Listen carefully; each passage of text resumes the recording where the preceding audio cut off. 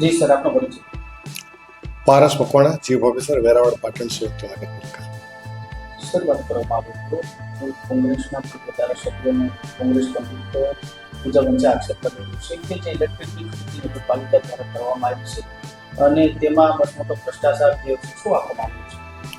નગરપાલિકા દ્વારા વખતો વખત ટેન્ડર બહાર પાડવામાં આવતું હોય છે અને એમાં જે સૌથી લોએસ્ટ ભાવ હોય એ કારોબારીમાં મૂકીને મંજૂર કરવામાં આવતા હોય છે અને એ મંજૂર થયેલા ભાવથી ખરીદી કરવામાં આવતી હોય છે. ખાસ કરીને પૂછ્યું છે કે જે કંપનીનો જે ભાવ દર્શાવ્યો છે એના વિરુદ્ધમાં અન્ય કંપનીનો મટીરિયલ વાપરવામાં આવ્યું છે, સ્ટ્રીટ લાઇટ વાપરવામાં આવી છે. એ બાબતે નગરપાલિકાએ તો એને જે જરૂરિયાત હોય એ લાઇટની ખરીદી કરવા માટેનું ટેન્ડર કરેલું હોય.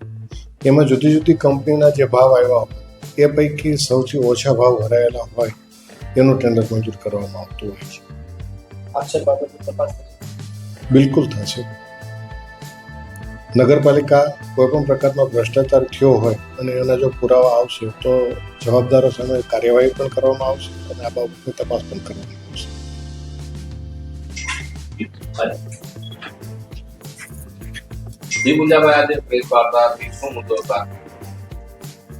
વેરાવળ સોમનાથ સંયુક્ત નગરપાલિકા દ્વારા પાણી પુરવઠાની ખરીદીમાં અને ઇલેક્ટ્રિકની ખરીદીની અંદર મોટે પાયે નાણાકીય ગેરરીતિ આચરવામાં આવી છે અને ભ્રષ્ટાચાર કરી અને ખીચા ભરવાનું જે કામ કરવામાં આવ્યું છે એ સંબંધે આજની પ્રેસ વાર્તા રાખવામાં આવેલી.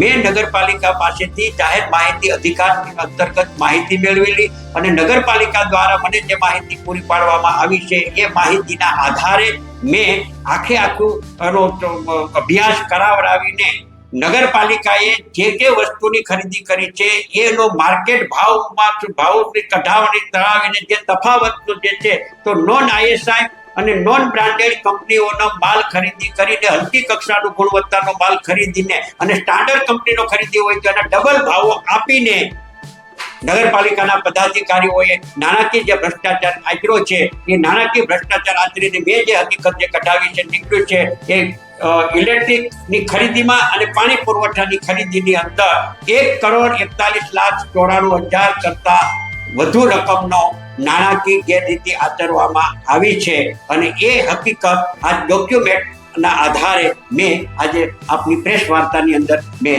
રજૂ કર્યું છે. આ જે હકીકત રજૂ કરી છે આવનારા દિવસોની અંદર કલેક્ટર, વહીવટદાર અને વિજિલન્સ કમિશનરને પણ લેખિતમાં રજૂઆત કરી અને આની તપાસની આવનારા દિવસોમાં માંગણી કરવામાં આવશે.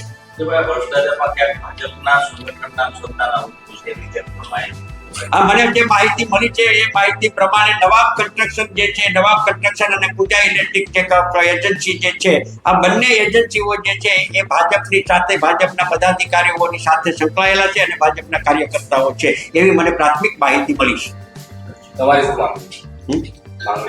મારી માંગણી એ છે કે આવનારા દિવસોમાં આ જે હકીકત રજૂ કરી છે અને ભાજપ શાસિત નગરપાલિકાના જે પદાધિકારીઓ, ચૂંટાયેલા પદાધિકારીઓ જે છે જે ભ્રષ્ટાચાર કરવામાં આવ્યું છે એની ઊંડાણપૂર્વક તપાસ કરાવડાવીને જે કોઈ જવાબદાર હોય એની સામે પગલાં લેવામાં આવે અને વેરાવળ અને સોમનાથ ના નગરજનોને સાચી વાત લોકો સુધી પહોંચે અને ભાજપને મતો આપ્યા પછી એમને જે પ્રાથમિક જવાબદારી છે, જે પાયાની જે સુવિધા છે, લોકોની જે જરૂરિયાત છે એ જરૂરિયાત ને સંતોષવા અને પાયાની સુવિધાઓ આપવામાં વેરાવળ અને સોમનાથ નગરપાલિકા, સંયુક્ત નગરપાલિકા સંપૂર્ણપણે વહીવટી રીતે નિષ્ફળ ગઈ છે એ હું આ નગરજનોને કહેવા માંગુ છું.